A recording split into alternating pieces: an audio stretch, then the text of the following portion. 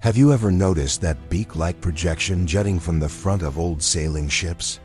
At first glance, it may seem purely decorative, but few realize that this curious structure completely transformed how ships sailed. In this video, you'll discover how the beakhead revolutionized naval engineering and became an iconic feature of the wooden giants that ruled the oceans during the Age of Exploration. During the Age of Sail, one specific feature on the prow of European ships would forever alter the course of maritime design. Known as the beakhead in nautical English, this forward extension resembling a bird's beak became prominent in the 15th and 16th centuries, especially on Iberian galleons. Soon, it became a symbol of a new era in shipbuilding. At first, the beakhead might have looked like mere ornamentation, often adorned with carvings of lions, mermaids, or mythical figures. But in practice, it was a vital structural component. Its main function was to create a forward base extending from the hull, allowing the installation of additional nautical elements and helping to distribute the strain from masts and sails more efficiently. Looking back at earlier vessels like Viking drakers, caravels, or Mediterranean galleys, you'll notice that their prows were simply continuations of the hull, lacking any projection. These ships relied heavily on a single central sail and had limited maneuverability. There was no space or structural support for additional forward masts or sails, making them less effective against headwinds and unstable in open seas. Even Ottoman warships and Ming Dynasty Chinese junks, contemporary to the galleons, lacked anything resembling a beakhead. Though junks featured efficient sails and compartmentalized hulls, they had no framework to support a forward mast or triangular headsails. Galleys, on the other hand, powered by oars and low prows, were fast but fragile in rough waters and unsuitable for long voyages. The introduction of the beakhead was a structural leap forward. It enabled the rise of more robust, stable, and versatile ships capable of enduring ocean crossings with greater efficiency. But its true impact is clearest when we consider what it allowed engineers to build upon it. The bowsprit, a diagonal mast extending forward from the ship. Thanks to the beakhead, naval architects could install the bowsprit, which in turn supported staysails, triangular sails rigged between the bowsprit and the main masts. These sails weren't the ship's primary means of propulsion, but they played a critical role in stabilization and bow control, especially in crosswinds or when sailing against the wind.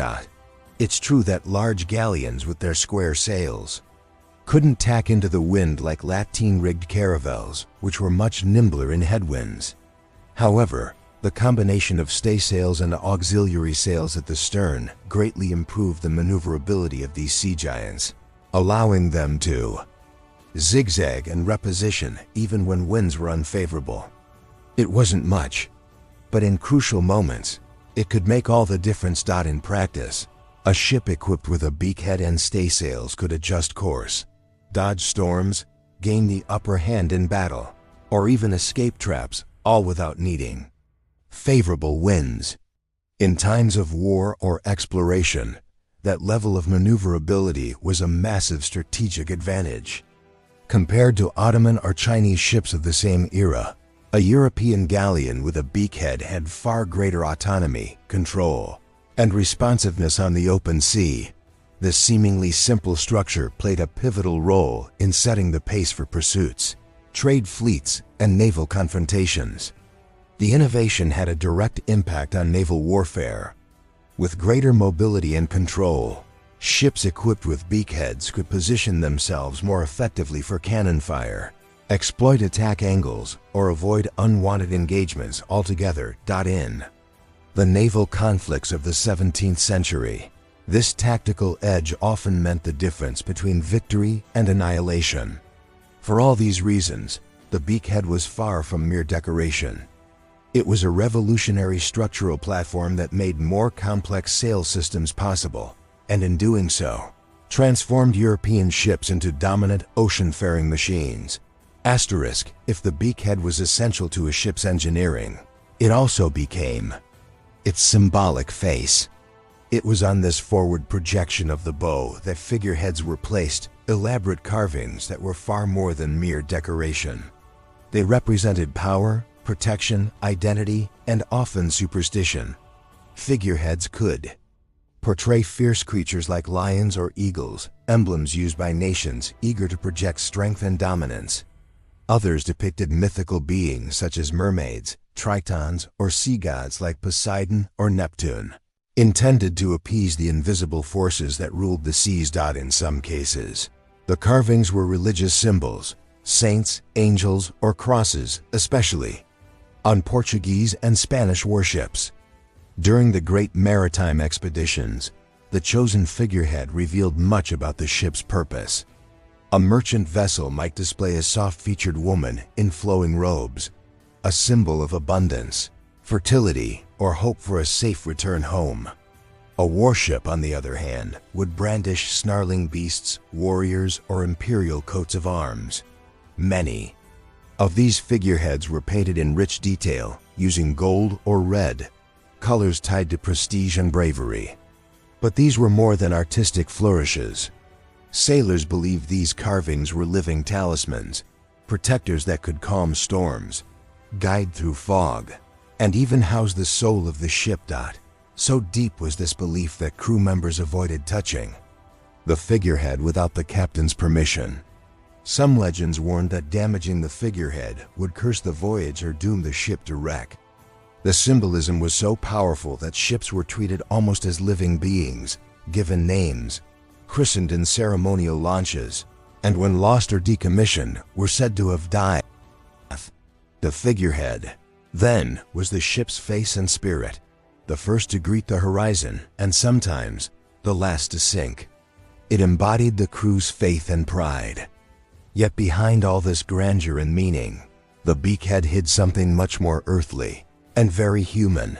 That space between the beakhead and the bow was one of the few parts of the ship with a bit of privacy and direct access to the sea.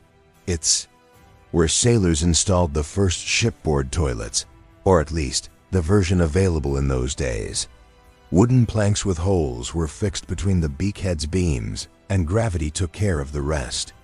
Waste dropped straight into the ocean. Using this area as a makeshift toilet was a matter of practicality.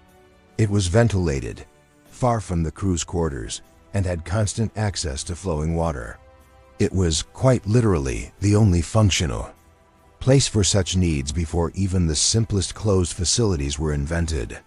For sailors of the time, this was just a part of daily life.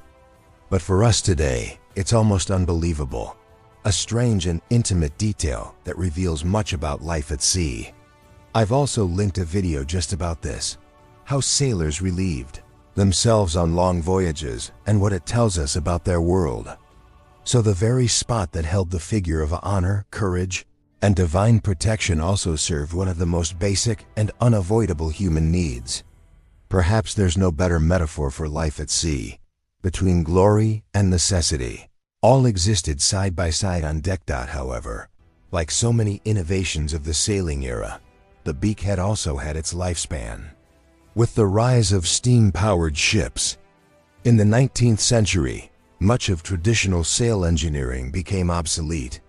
Masts gave way to smokestacks, the bowsprit disappeared, and the beakhead, once essential, lost its practical function. Yet its influence remains.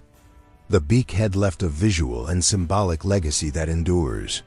Its distinctive silhouette still captivates us in replica galleons, preserved museum ships, and illustrations in books, games, and films. It became an icon, a shape forever tied to the golden age of exploration.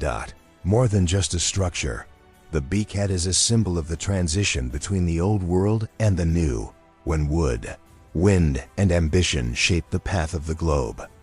It reminds us that every detail on a ship carried both engineering purpose and cultural meaning.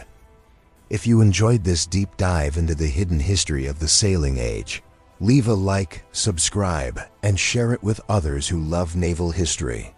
And tell us in the comments, what other aspects of the Age of Sail would you like us to explore next? See you in the next video.